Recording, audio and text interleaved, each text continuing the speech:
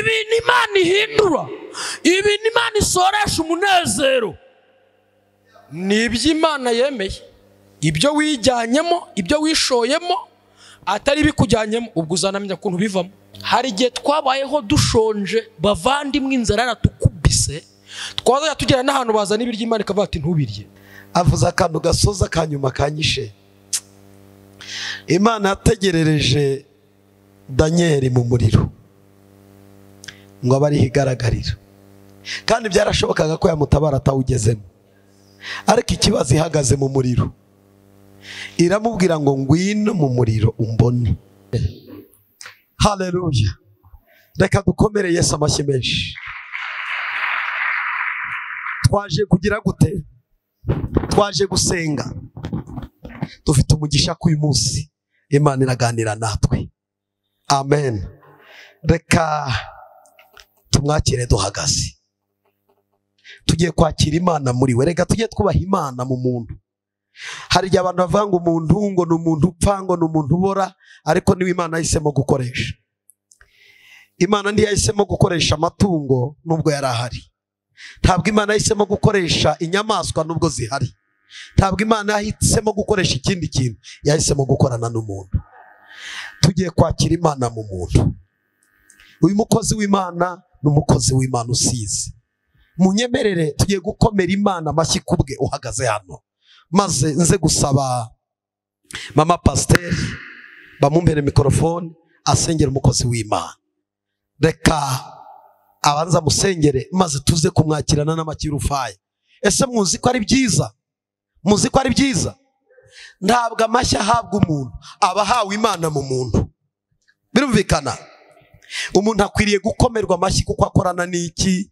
N'Imana. Bibiliya ivuga ngo kubwo dukorana nayo, ubwo dukorana nayo, Imana agiye gukorana nayo. Tukwakiriye wowe n'Imana kuri uru ruhimbi, mukorane n'Imana muri uyu mwanya. Reka pasiteri Rashira gusengere agutereke mu bwiza bw'Imana. Imana ikorane nawe muri uyu mwanya. Imana igumugisha. Amen. Nta yindi Imana ihwanye nawe Yesu. Uri umubyeyi mwiza, uri hano hantu, uri kumwe natwe, twumvisha imirindi yawe, mitima yacu iranezerewe, turimo turakumva papa. Uri Imana nziza, turagushimiye Kristo kuko wageze mu mutima wa buri muntu wese. Turagushimiye Kristo kuko Kristo imitima yacu yakingutse. Turagushimiye papa kuko uri kumwe natwe kandi twiteguye kongera kukumva. Izina ryawe nirishimwe. Umubyeyi wageze ahantu witeguye kumuruhura, umupapa n'umusore n'umukobwa witeguye kubaruhura. Turagushimye Yesu kuko ari wewe wararitse buri muntu wese, kandi icyo wamurarikiye yagiye kukibona kandi yatangiye kukibona. Yesu turaguhimbaje. Nyemerera umukozi wawe Yesu n'ubundi papa ugiye kuvuga ibyawe ahagarare mu butware bwawe. Igitinyiro cyawe kimubeho, imbaraga z'umwanzi zihunge, imbaraga z'umwijima zose zihunge.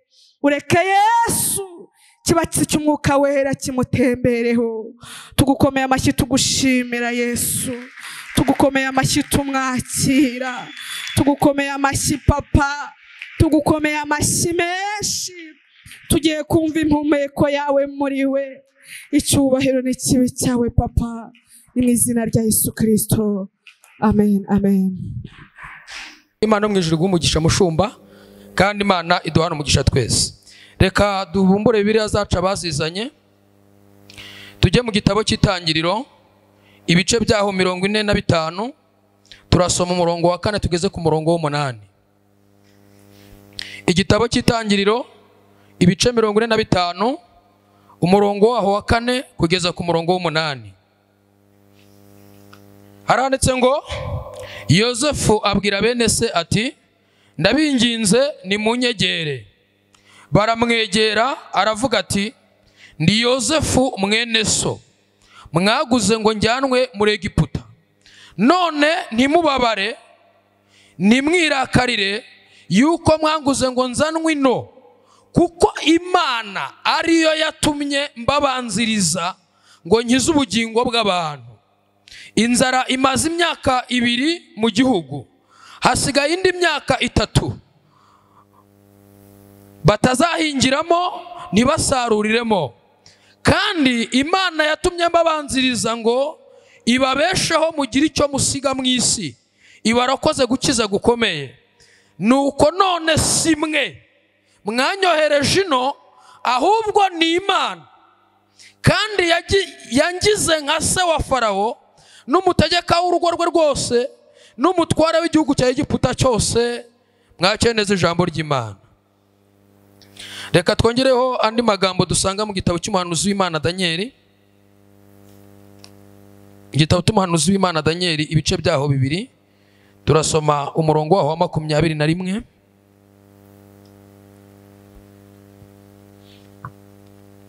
Daniel ibice 2 duhereye ku murongo wa 21 n'uwa 22. Haranditse ngo niyo inyuranye ibihe n'imyaka, niyo yimura abami ikimika abandi, igaha abanyabwenge ubwenge, n'abazi kwitegereza ikabaha kumenya, kandi ihishura ibishwe by'ahatagerwa. Izi nibyo mu mwijima umucyo ubana nayo. Nanone mwakereza ijambo ry'Imana. Dusigaje gusoma ahantu 2 tukarekeraho. Tugiye gusoma mu gitabo cy'umuhanuzi w'Imana Ezekiel, ibice byaho 17, turasoma umurongo waho wa 24 gusa. Ezekiel 17 umurongo waho wa 20 wonyine. Haranditse ngo maze ibiti byose byo mu ishyamba bizamenya yuko nge Uwiteka ari nge wacishije igiti kirekire bugufi, ngashyira hejuru igiti kigufi, numishije igiti gitoshye, numa igiti cyumye gitoha. Nge Uwiteka narabivuze ndabisohoza. Reka dusubiremo rimwe. Haranditse ngo maze ibiti byose byo mu ishyamba bizamenya yuko nge Uwiteka ari nge wumishije igiti kirekire, maze ibiti byose byo mu ishyamba bizamenya yuko nge Uwiteka ari nge wacishije igiti kirekire bugufi. Mwandi magambo, igiti cyari kirekire Uwiteka yagicishije bugufi, ngashyira hejuru igiti kigufi, numishije igiti gitoshye, numa igiti cyumye gitoha. Nge Uwiteka narabivuze ndabisohoza. Reka dusoreze mu ijambo riri mu butumwa bwiza uko bwanditswe na Yohana, ibice byaho 18, turasoma umurongo wa 11 gusa naho dusoreza gusoma. Ubutumwa bwiza uko bwanditswe na Yohana, ibice 18 umurongo wa 11. Haranditse ngo nuko Yesu abwira Petero ati, subiza inkota mu rwubati rwayo. Mbese igikombe data ampaye ne kukinyweraho? Reka dusubiremo rimwe. Nuko Yesu abwira Petero ati, subiza inkota mu rwubati rwayo. Mbese igikombe data ampaye ne kukinyweraho? Mwakeneza amagambo y'Imana. Ndashimira Imana kubw'abaririmbyi bamaze kutwinjiza mu mwanya mwiza wo kuramya no guhimbaza Imana. Ndashimira Imana ku mwigisha wambanjirije. Ndashimira Imana kubw'umuntu wese uri hano. Izina ry'Uwiteka Imana rihabwa icyubahiro. Ubwo ibyo wahuye nabyo, ibyo wanyuzemo, ibyakurwanyije, ibyahize ubuzima bwawe, ibyahize ubugingo bwawe, Imana ishimwe ko yabikurokoye ukaba ukiriho. Nubwo haba hari ibyo wahombye, nubwo haba hari ibyo watakaje, Imana ishimwe yuko ukiriho. Kubera yuko ibyo watakaje, Imana ibasha kubikugarurira cyane, ndetse inabikubye kenshi, nk'uko yabikoreye umugaragu wayo Yobu.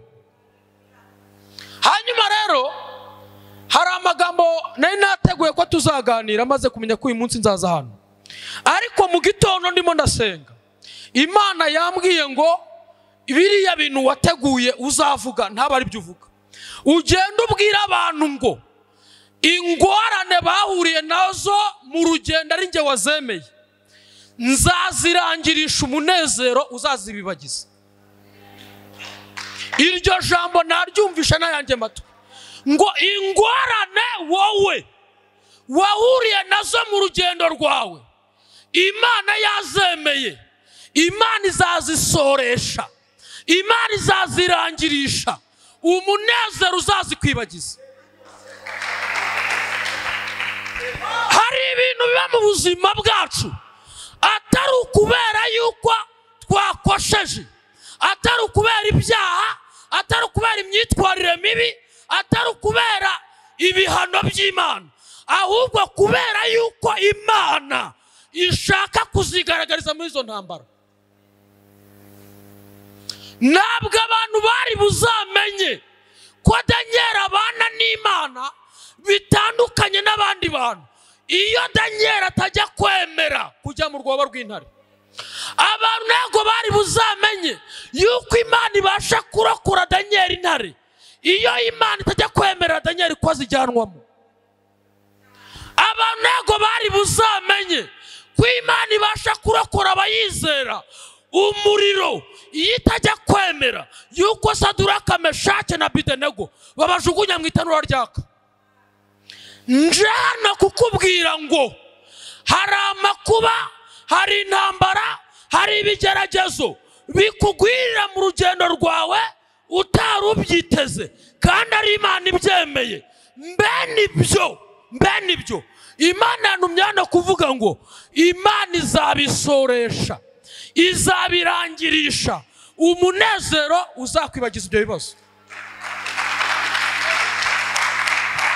Aka kanya amashimwe duhagazemo nonaha, aka kanya ibintu bijya bitwibutsa ko twabonye kugira neza kw'Imana.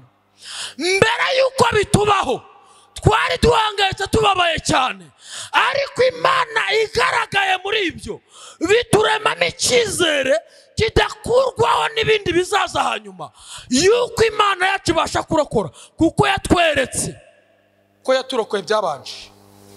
Bwana Yesu asifiwe sana.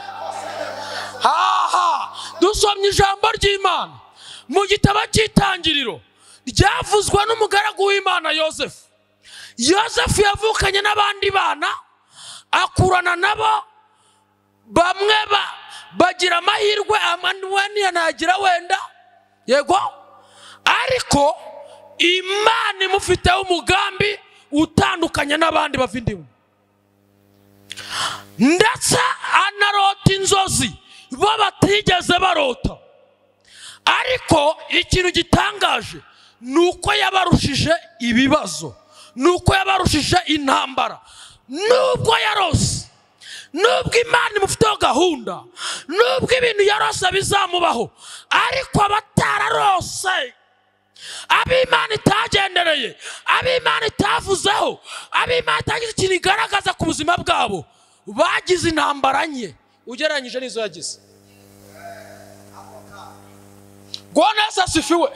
Hari igihe rero Imana iguhamagara, hari igihe Imana ikuvugaho, hari igihe utangira kugendana n'Imana ukabona urimo kugira intambara n'ibibazo n'amakuba, abataramenya Imana, abatarayizera, abitavugana nabo nk'uko ivugana nawe, bari mu mahoro. Ibyo ntibizatuma ushidikanya ku Mana. Ibyo yakubwiye izi kuntu izabigenza ukabigeraho, nubwo wanyura mu nzira zibihakana. Bwana Yesu asifiwe. Ntabwo Imana ntishobora guterwa ubwoba n'ibyo uhuye nabyo nyuma y'uko ikuvugishije. Nubwo wajya mu gicucu cy'urupfu waravuganye n'Imana, Imana ntabwo byayitera ubwoba ngo usigaje gato ngo upfe. Nubwo iyo wavuganye n'Imana très bien, uri umuntu ubanye n'Imana, ukaba ukizera Imana, Imana ntabwo ishobora guhangayika ngo utuye hagati y'abakwanga. Imana ntishobora guhangayika ngo utuye hagati y'abarozi. Imana ishobora guhangayika ngo utuye hagati y'abagambanyi, kubera ko Imana ibizi neza ko nizabigenza igihe cyayo nikigera. Naje kukubwira ko bimwe muri ibyo, bamwe muri aba bagambanyi, bamwe muri aba barozi, bamwe muri aba bantu bakwanga bashobora kuba ari intumwa z'Imana zikujyana ahantu Imana yakubwiye. Ndavuze ngo bamwe muri aba bagambanyi, bamwe muri aba barozi, bamwe muri aba bantu bagutega imitego, bamwe muri aba bantu bagusopanyiriza bashobora kuba ari intumwa z'Imana, kuko iyo migambi yabo bibwira ko baguhemukira. Bashobora kuba bamagusunika bakujyana ahantu Imana yakujyanaga. Yosefu bene se baramwanze, bamaze kumwanga baravuga bati ibyo kihaye ngo kararota, ngo Imana yarakabwiye, reka tukajugunye mu mwobo, imvura nigwa amazi azakarengaho. Imana itabura ukuntu igenza abayubaha, Imana itabura ukuntu igenza abantu bayubaha, Imana itabura ukuntu igenza abantu yavuzeho. Iragenda isanga umwe muri biravuga ati turamutse tumwiciye tumwicishije amazi kugira ngo ni mu mwobo twaba duhombye, arimo n'ifaranga. Icyo cyambere Imana birakimurokoye y'impere. Hari impamvu hari abantu basize bishwa n'indwara Imana yagukijije.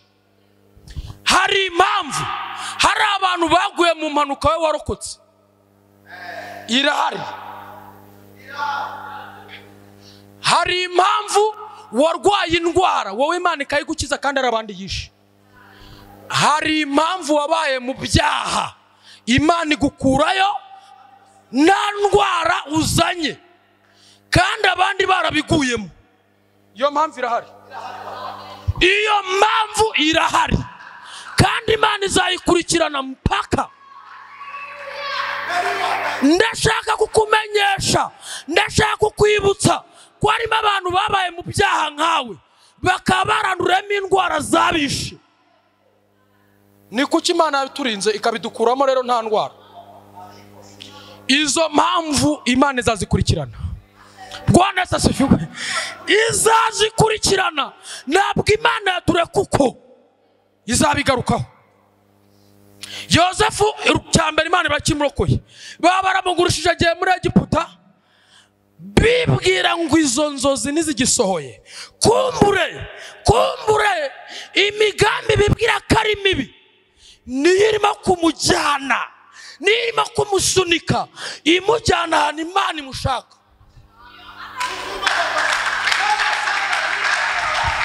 Akagambane kabo, ubugome bwabo Imana igenda ibuvunjamo, igenda ibuhindura inzira imujyana ahantu Imana izasohoreza za nzozi. Dore ngiyi impamvu ntajya mpangana n'abantu bandwanya ngewe. Iyo uhagurukiye kundwanya ndagusengera ku Mana, kuko ushobora kubura umufatanyabikorwa nayo. Ubwo bugome bwawe bushobora kuba burimo kunjyana aho Imana yanjyanaga. Hari abantu bagiye batuvuga n'abahantu, hari abantu bagiye batuvuga n'abahantu, bas ibyo uko kutuvuga nabi kwabo bitubera inzira yavuyemo amahirwe. Ayo mahirwe ahinduka isezerano. Hari abantu bagiye batuvuga nabi bibwira ko barimo kudusopanyiriza. Ibyo ngibyo Imana ibivunjamo amahirwe asoza amasezerano twari dufitanye n'Imana. Bwana asifiwe. Hari impamvu Imana yabyemeye kuhura n'ibyo uhura nabyo. Ibyo unyuramo biruhije nshuti,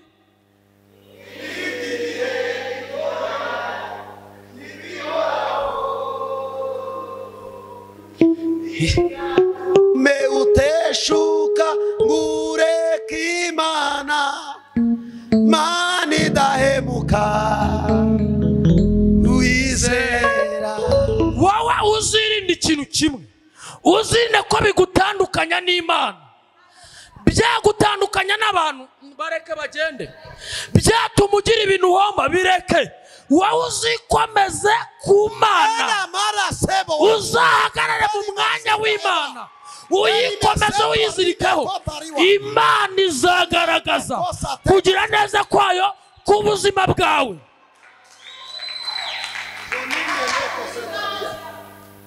Ndashaka kubamenyesha no kubibutsa, iyo Imana ifite gahunda yo kukunezeza cyane, igucisha mu mubabaro cyane, kuko umuntu wababaye cyane niwe wumva umunezero neza. Iyo Imana ishaka kukunezeza cyane, igucisha mu mubabaro ufatika, kuko doprisi umuntu ababara, doprisi bimworohera kunezerwa.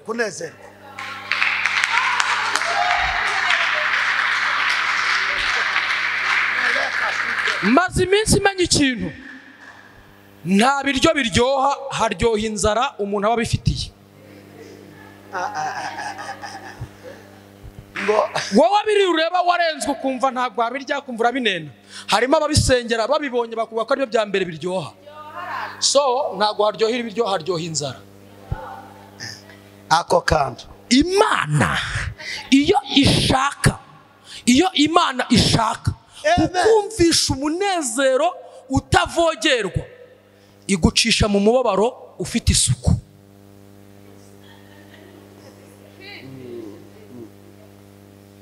Yosefu rero baramugushageza muri Egiputa, muka Potifari babigenze kwa kundi, atangiye kumwifuza. Yosefu aravuga ati reka njyewe Imana mvuzeho ko izanyubahisha, igatuma data n'abavandimwe banjye bose banyubararira. Ibyo ntabwo biraba, kandi ubwo byaba byarabaye sinabasha gukora ikizira gityo mu maso y'Imana. Ako kandi ikibazo rero Imana yari iri, kuko muka Potifari na Yosefu bari bonyine mu cyumba. Yosefu Imana yavugaga ngo amaso yayo yayibonaga n'ay'umutima. Bwana asasifiwe. Nubwo itagaragara, yo ibikureba. Yosefu ntago yanze gukora icyaha ngo Potifari atabimenya ko ntiyari kubimenya. Yosefu ntiyanze gukora icyaha ngo abantu bakorana kwa Potifari batabimenya. Yanze gukora icyaha kugira ngo amaso y'Imana atamubona nabi. Asifiwe Bwana. Nubona rero utendebutse ugahananuka, ukaba usigaye uri umuntu utinya amaso y'abantu ngo bikurinde ibyaha, ntabwo uramenya Imana ukurikiye iyo ariyo. Niba utaramenya gutinya amaso y'Imana aho abantu batakureba, niba utaramenya gutinya amaso y'Imana aho nta muntu n'umwe ukureba, nturamenya Imana ukurikiye iyo ariyo. Yosefu icyo nacyo baragitsinze. Muka Potifari aramureze ati ka gasore wazanye hano, dore maze ugabo ubutwaro akazamuye, none kamaze kurengwa ifiriti hano, kashaka kumfata ku ngufu, ibimenyetso ngibikataye imyenda ahangaha, kiyamburiye ahangaha, nuko nabaye umugore w'umunyembaraga ubundi kaba kakweretse. Potifari yumva ibyo ntibishoboka. Yosefu abamujyanye muri gereza. Ntabwo izo ngundi buzitindeho cyane. Ageze muri gereza ahurirayo n'ingabo n'abantu babaga ibwami, ariko bari barakosheje. Yisanga mu gaco k'abanyamafuti atari umunyamafuti.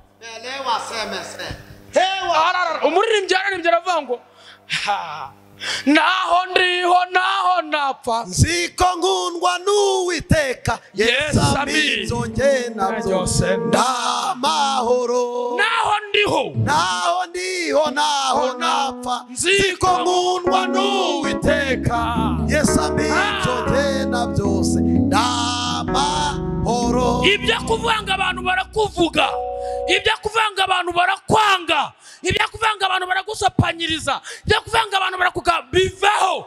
Niba ukundwa n'Uwiteka ukwiriye kuba amahoro. Zelima seta rima shakasa done wasaibo. Yosefu yarabizi ko nubwo ari mu gato, nubwo ari mu nzu y'abanyabyaha, yari azi ko akundwa n'Imana, yari azi ko yemerwa nayo, yari azi ko ari kumwe nayo, yari azi ko akomejwe n'Imana.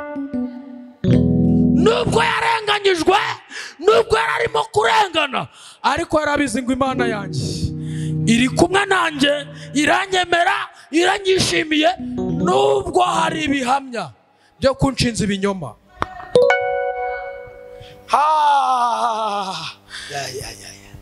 Yosefu aza guhura n'abo bantu, arabarotore, bamaze kubarotorera arababwira ati rero ni wowe nugera ibwami.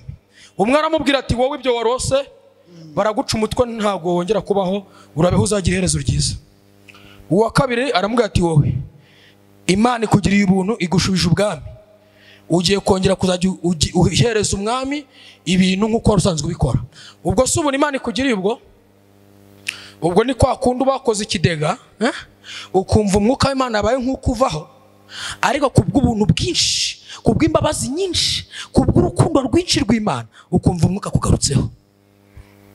Ubwo n'ubuntu bugiriwe, ubukoresha neza muririmbyi we. Ubwo n'ubuntu bugiriwe we, ubukoresha neza nshuti yanjye. Amen. Araje avuga ati maze rero kandi nugera ibwami nanjye uzamvuganire umvuge neza. Umusore ageze Yesu kurya aravuye aranabyibagirwa. Ntukajye utigiye ku bantu ngo barakwibagiwe ngo ntibakwibutse jya ubareka. Igihe cy'Imana kigeze, isaha y'Imana yo kugira ngo isohoze bya bintu Yosefu yarose kigeze, Imana irongera irotesha inzozi. Ndashaka kubabwira iki kintu. Ibaze uramutse uri Yosefu, warose inzozi ubona so na nyoko na bakuru bawe bose bakubararira, none barakugurishije ugiye muri Egiputa. Haracyari icyizere y'uko abantu muzongera guhura? Nta anko usanzeyo, nta tante, nta garafurere, nta. Yosefu agiye aryo kandi noneho arabizi aragurishijwe, nta mahirwe yari turn back, nta buryo bwo kuzagaruka iwabo buhari, birarangiye. Ubwo nyine nuko ntahazagwa kuko yaguzwe, yaranguwe. Ariko nubwo byaba bimeze bityo, nubwo waba uri mu gihe nk'icyo, Imana ikaba yaravuganye nawe. Ibyo uhagazemo bikaba bimeze nk'uko kugurishwa, ibyo uhagazemo bikaba bimeze nk'uwo mwobo. Komeza wizera Imana, uzabona kugira neza kwayo mu isi y'ababaho. Bibaho. Hari umuririmbyi waririmbye aravuga ngo rimwe na rimwe Imana igisa nk'aho iteye umugongo abantu bayo, ngo abanyabwoba n'abatizera bagatera umusaraba nabo umugongo. Asifiwe Bwana. Ibyo ngibyo ntabwo uri uwa mbere, nta nubwo uri uwa nyuma, biba muri kamere y'Imana.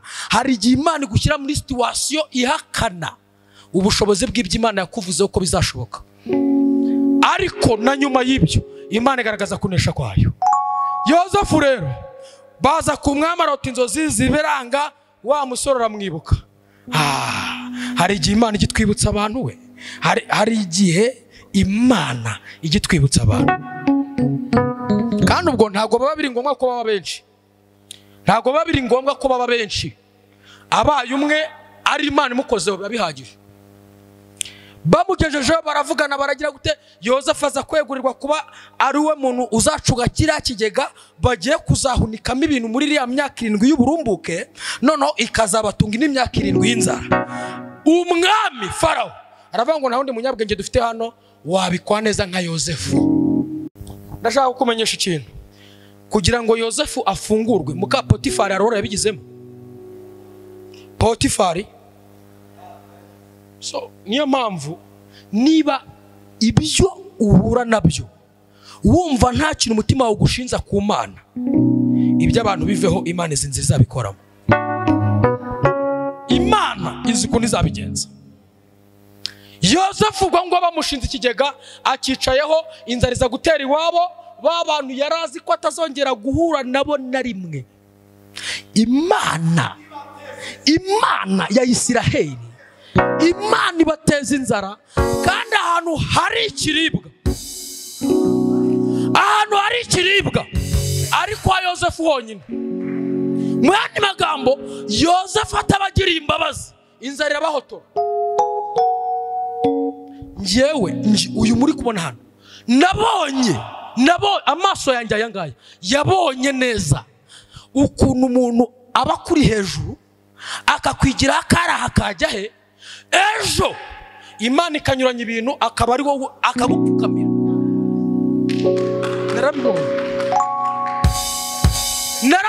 Njyewe narabibonye, ntabwo ari inzozi narose, ni ibintu byarabaye. Umuntu akaba kusumba cyane, yarigize nk'Imana. Navuze ngo cyane, navuze ejo Imana ikanyuranya amaboko akaba ategetswe kukunamira.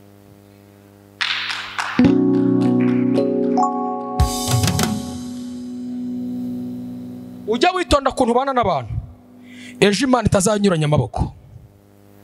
Nubona Imana igushyize hejuru, ujye umenya ko abo ngabo icishije bugufi, nta kintu Imana yabahoye itaguhora. Nubona abantu Imana ibakurutishije gushyira hejuru yabo, ujye ubitwaraho neza, kuko abo ngabo usumba, abo ngabo Imana ikurutishije, nta kintu Imana yabahoye itaguhora. Kabiri, abo bantu kandi nanone urebe, nta kintu wowe Imana ishyize hejuru, nta kintu Imana yaguciye itabaca.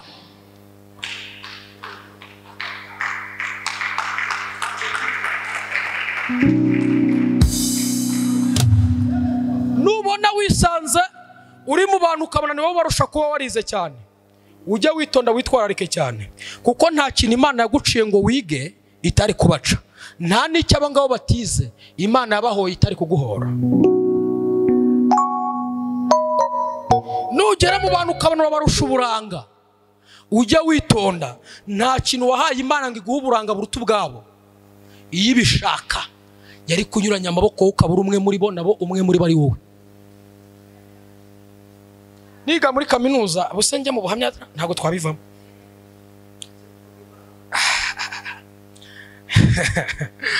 Yosefu asanga babandi bamugurishije, nako babakuru be bamugurishije, bibwira ko nta cyazaba cyo, bibwira ko nta hazagera, bibwira ko barangije bya bindi yarose.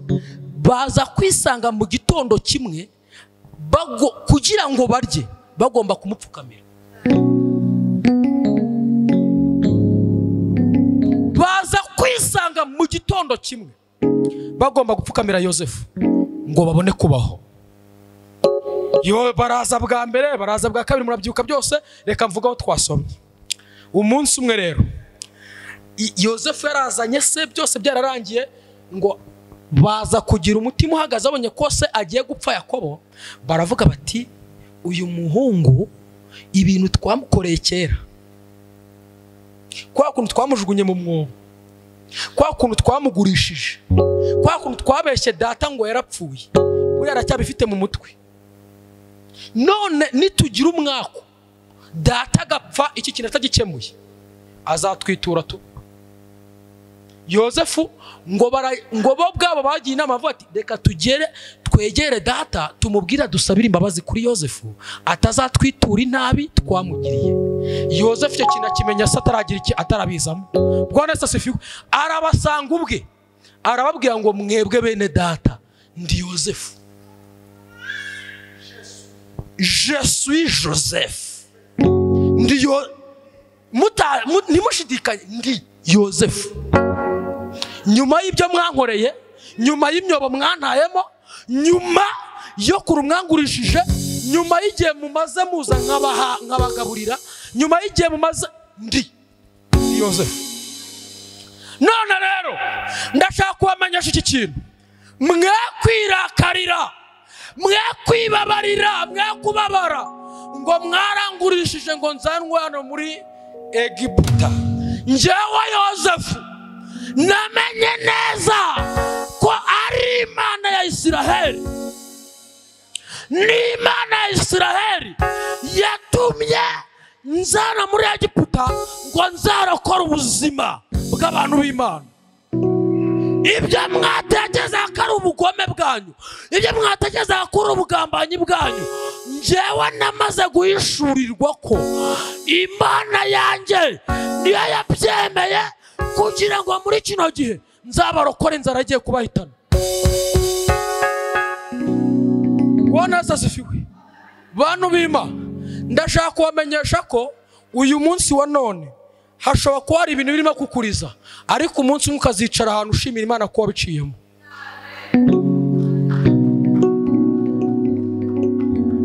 Mfite ubuhamya ntabwo twabivamo. Ndashaka kukubwira ngo uyu munsi wa none ushobora kuba urimo kurira, ejo ukazashimira Imana ngo Mana gushime ko wemeye ko bya bintu bimbaho.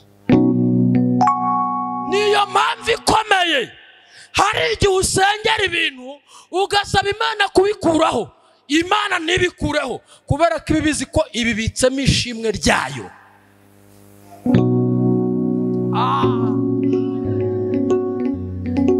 Ubu tugiye guhereza Imana icyubahiro. Mwe mwitonze mwumve impamvu zabyo. Tugiye guhereza Imana icyubahiro kubw'ibintu twaciyemo tugasaba Imana kubikuraho ikanga kubikuraho. Urumvishe neza? Kubw'ibintu twanyujijwemo tugahendahenda Imana ngo nibikureho, Imana ikanga. Kubw'ibintu twari tufite Imana igashaka kudutandukanya nabyo, tugasenga ati bireke biguma hamana. Yarigeze kubwira abantu, ndababwira ngo nshobora wenda kubenguka umukobwa w'umuhanuzikazi, Imana ikamumbuza, yarangiza ikanyereka indaya itega, kambwira tura niwe mugore wawe. Ntabwo nashidikanya namba, Imana irabizi, kubera ko nzi neza amaso yanjye yabonye abantu barabahanuzi babaye indaya, kandi amaso yanjye yabonye abantu bari indaya babaye abahanuzi. Aho kugira ngo mbane n'umuntu none hari umuhanuzi ejo azaba indaya, nabana n'indaya ejo azaba umuhanuzi.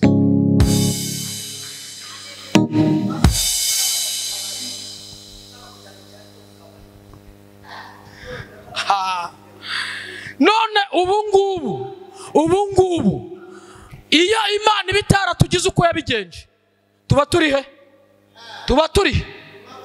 Tushima Imana.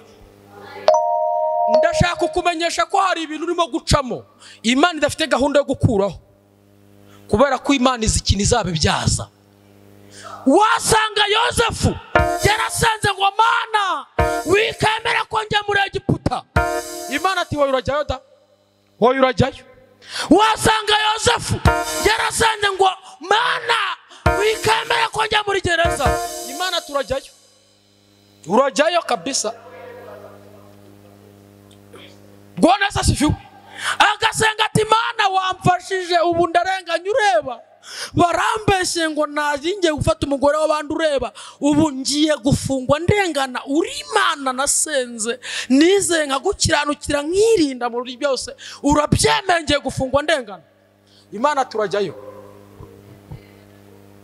Turashimira Imana ibintu nk'ibyo ngibyo yanze gukuraho ikatureka bikatubaho, kubera ko nibyo nizo nkomoko z'amashimwe dufite.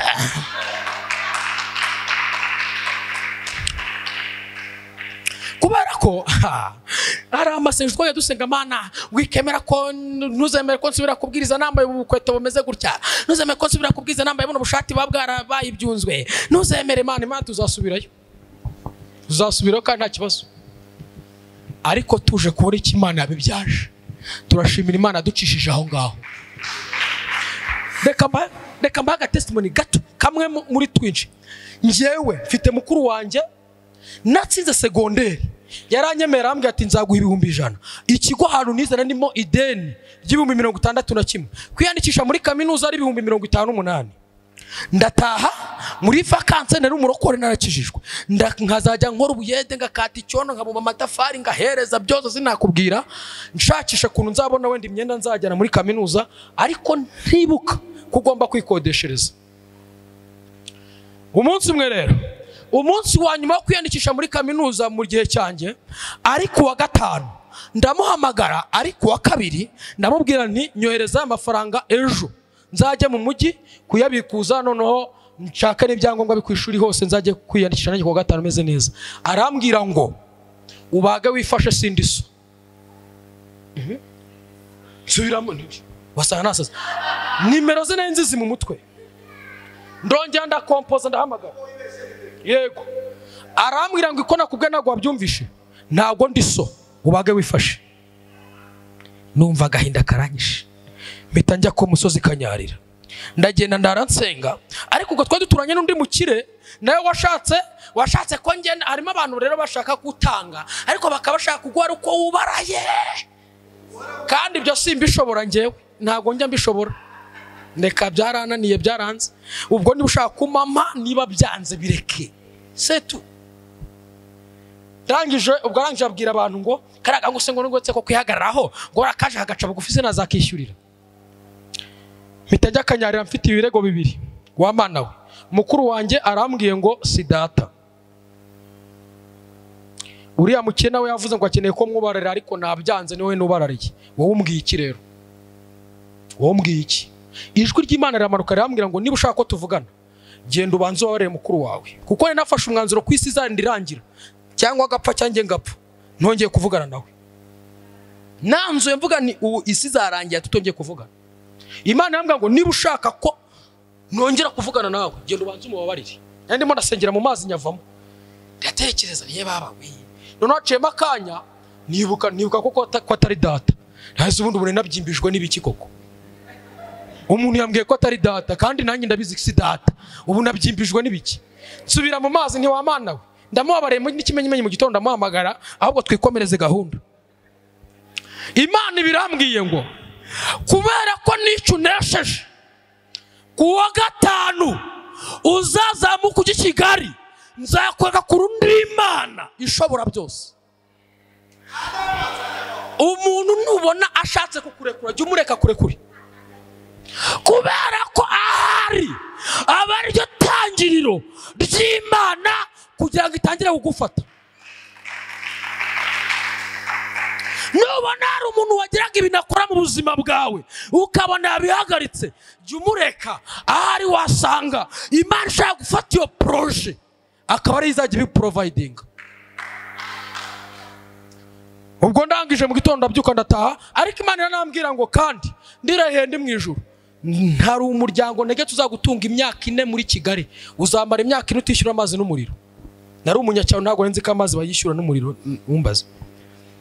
Ubwo ndangije ndimo ndataha umuhungu twiganya barampamagaye. Amamagara arambwira ngo mperutse kuburana na mukuru wanjye ngo mbwira mukuru wanjye yuko umuntu ashobora gutsinda zishyurirwa na leta ngo akabura kuntu yiga kubera kutabona amafaranga yo gukodesha inzu ni kubaho n'iki byose. Mukuru waravatera kareka ntukaye muza guteka imitwe ibyo bishoboka bite ngo baraburana ngo mukuru waraje amubwira ngo niba hari uzamubwira ze mucumbikire. Abo bantu nta numwe tugira icyo dupfana uretse kuba twariganye mu ishuri bisanzwe. Araje arampamagara arambwira ngo mu bantu twiganye nzi ko bazaza kwiga i Kigali niwe numvishe ko waza tukabana. Ngo none uzazure abantu tuburebe ko wakemera kuhaba. Ubwo ari we wabyanga. Nari ndi mu muhanda ndimo natana ese mfuka mu muhanda mpereza Imana icyubahiro. Ndabibwira ntibyumbwiye ninjoro bisohoye mu gitondo n'ibindi bizasohora. Ubwo urumva ko ari kuwa gatatu ko ngeze muhira ni mugoroba sekreteri w'ahantu nigaga arampamagara arambwira ngo nzi ibibazo ufite sinzi umuntu wabimubwiye ariko ibyangombwa byose ukeneye ntabwo nanegeze mbona biro tyanjye kuva mu wa 4 kugera mu wa 6 ariko nabaga nzi ko ndi uwa mbere. Nzi ibibazo ufite none uze nguhe ibyangombwa byose ukeneye ngo ujye kwiga muri kaminuza ushake amafaranga yo kubifotoza ubijyane kwa noteri byo mvuza uzakenera byose mu buzima ungarure original nzibike. Ndashidikana abandi se ibintu ko biri mu kantu bashaka kudufata bakadufunga niki kumbura ubwo Imana abyira bireba ayu nabyira bire. Ndazinduka mu gitondo ku wa 4 ndamuhamagara ngeze hano ku kigo arambwira ati shaka ahantu buri hari ibintu nyirimo ndaguhamagara mu kanya. Ikigo nizeho cya gituranye n'umurenge mvukamo mpita njya ku murenge gufata attestation de naissance mpahura na directeur baramubeti watumye ikigo cyacu kibi cyambere ati kuki utajya kwigarira ahubwo ntugira ngo ndajya n'ibyangombwa byose rimwe mu bifite ngo mbare mideni. Ariyumvira yari umusaza yaritahiye ariyumvira arambwira ngo urazi ngo ntabwo wabura kuntu wiga ndi directeur shaka urupapuro rwandike usaba ibyangombwa uvuye kuzishyura igihe uzabonera amafaranga ujye kwiga. Nari narakore stage aho mu murenge mpita mfata urupapuro nandikishije ikaramu ye ntabwo ari basoma itashyira ngo d'accord. Bya bindi byarimo gutizwa Imana irabimpa. Ubwo ni kuwa kane, deadline ni kuwa gatanu ejo. Ubwo hasigara ikibazo cyonyine cy'amafaranga. Nari mfite ibihumbi 43 nakuye mu buyede no kumuma amatafari. Ndangije ubwo nibwo radutse za volcano niki baneze volcano y'igihumbi asigaye 42 urumva ko nabura 16 ngo gihita 8. Ndaza nzandirimbira ngo Yesu niwe nihishemo yambereye ubuhungiro na cyankura w'amahoro yambereye ubuhungiro. Bisi twarimo kwa stage twarimo abantu bose bararirimba uretse umwisilamu umwe. Aravuga ati ariko shoferi abantu batubangamira. Shoferi aramubwira ati nawe niwe wari ufite yitere. Yes. Ubwo ndaza ngeze ari abubatse akarere ka Kamonyi. Umuhungu twariganye baramamagara ambwira ati nabonye akazi muri pamu ariko namenye ko uyu munsi muri ujye ku ishuri kandi nibutse ukuntu wigeze kuntirira ntago namutije ahubwo naramutiriye ikoti. Arambwira ati ngiye gukoreza iki abanyohereje 7. Niwumva ko ubwo muri 9 tugeze hano umuntu acurika areba hano kuri Nyabarongo kuri Yenzi. Undi muhungu baramamagaye twariganye nawe aherutse kubona akazi ko kuba kontabure muri sako. Arambwira ati ka kazi wamanuriye Imana yarakampaye uyu munsi nahembwe bwa mbere namenye ko mujya kwishingiye gukoreza iki. Nawe yohereza 7 urumva ntabura 2. Ngeze muri Nyabugogo barimo guparika imodoka neza.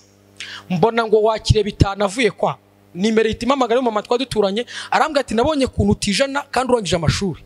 Ati numva nagufasha ikintu cyose gishoboka mu buzima ukazatera imbere. None nuko mpakaze uzagira ishya nihirwe.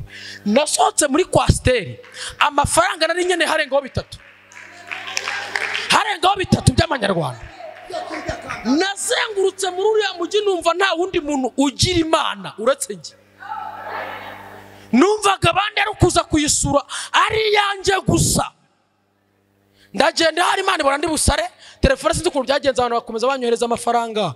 Ngeze igikonare kuri CFB ndebye kuri telefone nsanga mfite 33 kuri telefone. Mbikuza 32 Imana impa amafaranga naburaga yakubye 2. Naha niyandikishije muri kaminuza maze kwiyandikisha mu ngara amamagara ambwira ati harya uyu munsi waje Kigali ni yego ngo noneho ucano cy'imisagara ureba ahantu tuba niba nyine uzahaba. Mitanjyayo ngezo nankubita 2 ngeze Nyabugogo mbigura umukandara mitankuraho n'igihumbi ngura ji bwa mbere mu buzima.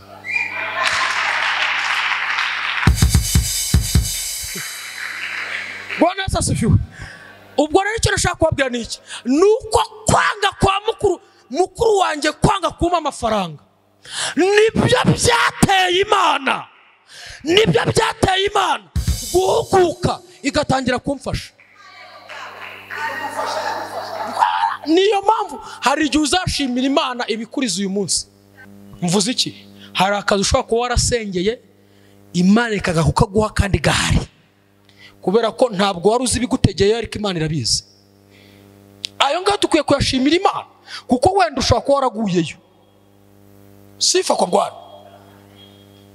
Hanyuma rero ijambo ry'Imana ryatubwiye ngo Imana niyo yimika abami kandi bimura ninyuranye ibihe.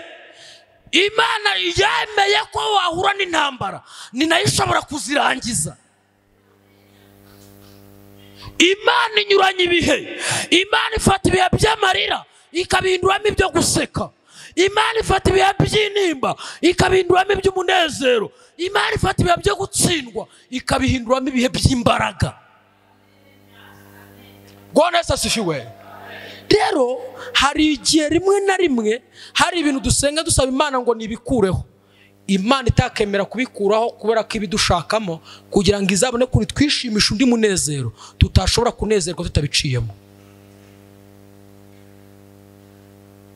Yesu agiye kujya ku musaraba avugana n'abigishwa be. Petero araza aramwongorera mu ati ariko ibintu byo kujya ku musaraba nta kuntu wabikwepa. Ibyo byo kujya ku musaraba aho akomeje wizirikira mu bintu by'ikirokore wazaje ko twakwereka kuntu n'ibindi bigenda byose. Yesu aravuga ngo Petero subiza inkota yawe mu rwubati. Ubwo aratangiye kumurwanirira. Ijambo ry'Imana riza ku muhanuzi w'Imana Ezekiel, aravuga ngo Imana ibuvugiramo, iravuga ngo njyewe Uwiteka ni njyewe watumye igiti cyari kirekire ngicisha bugufi, igiti cyari kigufi ngishyira hejuru, icyari gitoshye ndacyumisha, icyari cyumye ndagitoshya. Ibyo byose narabivuze ndanabisoza ko ndi Imana. Muntu w'Imana, ibyakubayeho ntabwo ari impanuka ku Mana. Ibyo unyuramo, ibyo wahuye nabyo, ibyo urimo kotaniramo ntabwo byatunguye Imana. Kabiri, ukwiriye kwemera ko bitayobye, ukamenya ko ari wowe muntu byari bikwiriye. Muranyumvishe? Ukwiriye kwemera ko ibyo bintu birimo kukubaho bitayobye, ukamenya ko Imana yarakurebye ibona ukwiriye kubinyuramo. Amen. Dukwiriye kumenya, hari igihe kimwe ndimo kujya kwiga ku ishuri, ngenda nibaza ibibazo nka bya bindi wavuze. Numva Imana kuntu nyikorera amajoro ndaransenga. Numva Imana imora iki, Imana imora iki. Numva umuntu arimo arangenda inyuma, ngiye gukebuka ngo ndebe inyuma biranga. Ndakomeza ndagenda, ariko ngenda inyuma aririmba ngo umva mugenzi we impamvu z'ibyunyuramo, ngo si ukugira ngo wihebe, si no kugira ngo wiyange, ngo ahubwo ni ukugira ngo ukomere uzakomeza abandi. Uno mama yavuze guki? Ubu ngubu asigaye kansoringa abantu, kandi ntabwo yagize yiga iki? Ntabwo yize yiga ibintu bya kansoringa, ariko iby'Imana yamunyujijemo bishobora gutuma abwira umuntu agakomera nta kinini yamuhaye. Yesaya yarahanuye aravuga ngo ndashimira Imana ko none nsigaye nkomeresha abababaye amagambo y'Uwiteka. Asifiwe Bwana. Hari impamvu Imana yemeye ibyo, rindira Imana izakwereka iherezo ryabyo. Kandi hari ikintu kimwe nabonye kidavuguruzwa gihoraho gutyo. Umuntu wese wageze mu kintu kimushaririye ari Imana ibyemeye. Yego, tugomba kumenya ko ibintu Imana isoresha umunezero nibyo yemeye, ntabwo aribyo twihamagariye. Hari umuhungu urigize ubuhamya twiga muri kaminuza, maze kumuhamya bwo ibintu byambaho n'iki byose, ahita ajya kwihimbira ubutayu. Ahita agira ate? Ajya kwihimbira ubutayu. Mubwira ko Imana agiye imfata mu buzima, Imana kurumbeshejweho n'Imana buri kintu cyose, aravuga ati nta kuru nzahura n'Imana nayo ntishyize muri risk. Aragenda ajya kwishyira muri risk, ubwo yabaga kwa mukuru we ahita yikurayo. Ati nanjye ubu ndagiye ngiye kwizera Imana, nanjye izanyishyurira inzu. Njyazi muhira ndimo nasenga nijoro, Imana yambwiye ngo wa muhungu wahaye ubuhamya yikuye kwa mukuru we ngo njye kumwishyurira inzu, ngo genda ubwe ko ibyo ntazabikora ko ari ubyijyanyemo. Ibintu Imana ihindura, ibintu Imana isoresha umunezero ni iby'Imana yemeye. Ibyo wijyanyemo, ibyo wishoyemo atari bikujyanyemo, ubwo uzanamenya ukuntu bivamo. Siko bimeze se? Yes. Ariko niba ibyo uhura nabyo bikugoye bikuruhije, ari Imana yabyemeye, Imana izabisoresha umunezero uzakwibagiza umubabaro wabigiriyemo. Ubu ngubu igihe cyaturengana tuvuze inzara Imana yemeye ko dusonza, ariko twarayibagiwe kubera ibiryo Imana yaduhaye. Igihe cyaturengana tuvuze igihe twamaze Imana yaremeye ko tutambara, ariko twarabyibagiwe bitewe n'ukuntu Imana yatwambitse. Igihe twamaze tutitabwaho n'umuntu n'umwe, imibabaro twagiriyemo twarayibagiwe kuko Imana yaduhaye abo kutwitaho. Igihe twamaze nta muntu twumva, umubabaro twagiriyemo twarawibagiwe bitewe n'uko Imana yaduhaye abo kutwumva. Kone sasifiwe. Ariko iyo tutajya kubyemera, nibyo ntabwo byari kutubaho. Icyatumye bogeza Imana ya Daniel muri kiriya gihugu nuko Daniel yemeye kurarana n'intare. Azikwebye ntabwo izamamara, ariko yemeye kuko Imana ibyemeye, Imana yizamamazwa. Bwana Yesu asifiwe. Hari ukuntu hari amakosa abantu bajya bakora, Imana ikagushyira mu kintu ishaka kwigaragarizamo. Yego, warangiza ukakijaburamo ukajya uhamagara Imana, Mana gikureho. Ndashaka kubamenyesha ko ntabwo Yesu yigeze yigaragaza barimo kuboha bari abahungu Meshaki, Saduraka na Abedenego. Baboha ntabwo yasigiza agaragara. Bana bashyira ku ndogo babajyana ntabwo izagaragara. Bana bajuguta gute bagiye kubajugunya ntabwo yagaragaye. Yari ahagaze mu itano avuga ati uwemera kurizamo ni umbona. Uwemera urizamo arambona. Rubwo rero gukwepa ibintu wangize ugahamagara Imana. Mana ngwino bikureho. Ngwino nukureho Mana ngwino no ntishobora. Nayo yagishizeho ngo imenya kuyizera. Kijyemo turebe ko itazagaragara. Niba ariyo yakizanye. Asifiwe Bwana. Dukwiriye kuba abarokore b'abanyabwoba. Ibintu wowe utabona ko bishobora kugira iherezo, Imana rifite bibyoroheye cyane. Amen. Kandi bimwe mu bintu byinshi Imana yemera nk'ibyo ko bitubaho ni ukugira ngo tutabaho twiyiringira, ahubwo tubeho twiringira Imana ibasha kuzura n'abapfuye. Paulo avuga ijambo aravuga ngo icyatumye turemererwa tukibwira ko duciriweho iteka ryo gupfa ngo ni ukugira ngo tutiyiringira, ahubwo twiringira Imana ibasha kuzura n'abapfuye. Bwana asifiwe. Ndashaka kukubwira ko hari igihe Imana ikugerageza ikagushyira mu kigeragezo ikazana na faveri zo kuba wakiproteja ariko ikakubuza. Hari igihe twabayeho dushonje bavandimwe, inzara yaratukubise, twazajya tugera n'ahantu bazana ibiryo Imana ikavuga ati ntubirye. Tukabaho tugenda n'amaguru, twagera ahantu tukakorera Imana bagera no kuduhita iki, Imana ikavuga ngo ntuyemere wongere ugende n'amaguru. Ibyo nye byambayeho ntabwo nyibeshyera. Asifiwe Bwana. Ariko kuko nagiye nemera ngashinyiriza, Imana ahinduye ayo mateka. Imana yarahinduye n'ukuri kwa Mungu. Asifiwe Bwana. Kandi hari ikintu dukwiriye kumenya, kuba hari abantu bagutanze kugera mu mugisha runaka ntabwo bivuze ko bazawukurusha. Nyumvishe, ndavuze ngo kuba umuntu yaragutanze kubona akazi ntibisobanuye ko ari we uzagira akazi keza uyegeje nako Imana izaguha. Umuntu ashobora kumara imyaka 10 akora, wabona akazi ukwezi kumwe ugakorera umushahara ungana imyaka 10. Kabiri, utuntu duke udufaranga duke turiho umugisha w'Imana turuta amamiliyari ariho umuvumo w'Imana. Kwisiga amavuta ahenze hariho umuvumo w'Imana wayasambaniye birutwa no kwisiga gikotororo Imana ikayishyiraho umugisha. Bwana asifiwe. Tugomba gutandukanya ikintu cyitwa umugisha w'Imana n'ibyinshi bitariho umugisha w'Imana. Bice birimo umugisha w'Imana birusha agaciro inshuro triliyoni ibyinshi biriho umuvumo. Asifiwe Bwana. Kuba umuntu yaragutanze kugera ku bintu runaka ntago ari gisono cyuko azabikurusha. Umuntu ashaka gutanga kugura imodoka ariko ntabwo bivuze ko azakurusha imodoka nyinshi. Asifiwe Bwana.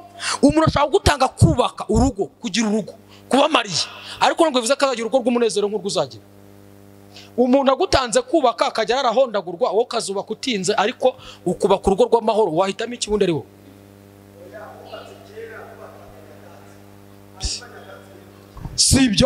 Sibyo. Reka mbabwire iki kintu. Kuba Penina yarabyaye abana benshi imbere ya Hana ntabwo bitekwiriye guhagarika umutima wa Hana, kuko Hana nabyara umwe azarusha agaciro abana tutazi umubare ba Penina. Penina yabyaye abana tutazi, njye sinzi umubare wabo nta nubwo ngukeneye. Bwana asifiwe. Yabyaye abana benshi ntazi umubare ariko nta numwe nzi izina rye. Ariko Hana agiye kubyara abyara umwana umwe, Imana ya Isiraheli imugira umutambyi, imugira umuhanuzi, imugira n'umwami wa Isiraheli n'umucamanza wa Isiraheli. Yabyaye nta n'umwe wagize icyo Imana imaza, ariko umwe wa Hana Imana izanye imushyiraho umugisha, aba umuhanuzi, umucamanza, umutambyi wa Isiraheli. Bwana asifiwe. Njye nkigana ari umuhanga nyine, ariko ndangije Imana irambwira ngo buretse kujya gushaka akazi jya gusenga. hari hariho amahirwe menshi mu gihugu y'akazi igihe narangirije njya gusenga none nazayamura n'abantu ariko nkakomeza nkibuka iby'Imana yambwiye.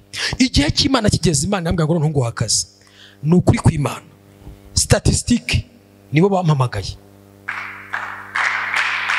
Ntabwo na depoje, nta nubwo nzi ko icyo kigo kibaho. Ikigo cy'igihugu kibarusha imibare sinari nzi ko kibaho. Nibo bampamagaye banyohereza gukora hano ku kibuga cy'indege. Imodoka za kumfata Kimisagara ikanansubizayo. Kandi abantu bose bantanze akazi. Ababonye akazi kagira imodoka zibacyura zinabajyana ntabo bahese. Yes. Ariko nubwo natinze Imana ibintu byiza nk'ibyo ngibyo. Tureke twemere iby'Imana yemeye, dutegereze kugira neza kw'Imana. Imibabaro yawe yose niko Imana yizi, kandi Imana izayihindura ikunezeze. Imibabaro ya yose niko yizi, ahinduri y'imibabaro ngunezerwe. Imana ishimwe kuko yumva amasengesho. Imana ishimwe cyane. Rero abantu b'Imana, harimo abantu bamaze igihe bacumuzwa n'amasezerano. Ubwo hari ukuntu nabigiye mbibona bacumuzwa n'amasezerano, ku bundi n'Imana yabimbwiye. Imana ishobora kukubwira ngo ngukoreye ubukwe, hakaza umusore wa mbere bigapfa, uwa kabiri bigapfa, uwa gatatu bigapfa, uwa kane bigapfa, kandi ari Imana yabivuze. Ubwo impamvu mvuze ibyo ndayizi. Ntukwiye gushidikanya Imana kubera ibirimo kukubaho. Imana yabivuze zikuntu izana bihagaraho mpaka ibisohoje. Mariya, marayika w'Imana aje kubonekera Mariya akamubwira ngo ugiye gusama ubyara umwana w'umuhungu. Mariya yabajije marayika ngo ibyo bishoboka bite? Nta mugabo ngira. Uzi ko hari igihe Imana ikubwira ngo nzakugirira, uzi icyo bisaba ntacyo ufite. Jambo Imana ibahe umugisha.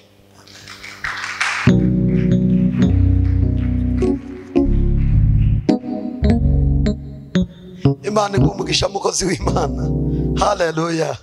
Reka dukomere Imana amashyi kumwe, kandi Imana igumugisha. Murishimye kubwira ijambo ry'Imana. Mureke mbabwire Imana ni nziza. Burya hari ibintu yemeye ko ducamo bishaririye, ariko yemera ko tubicamo. Avuze akantu gasoza kanyuma kanyishe. Imana yategerereje Daniel mu muriro ngo abe ariho igaragarira, kandi byarashobokaga ko yamutabara atawugezemo. Ariko ikibazo ihagaze mu muriro, iramubwira ngo ngwino mu muriro umbone. Kubera iki? Muri uwo muriro harimo inyungu y'Imana. Abarwanya ubwoko bw'Imana bazamenya ko Imana ibarusha amaboko, kuko ibyo bashatse gukora byapfuye ubusa, babireba amaboko yaba apfa ubusa. Biranezeza kubona umuroza kuroga bigakunda, ariko agategereza kuzapfa akabibura.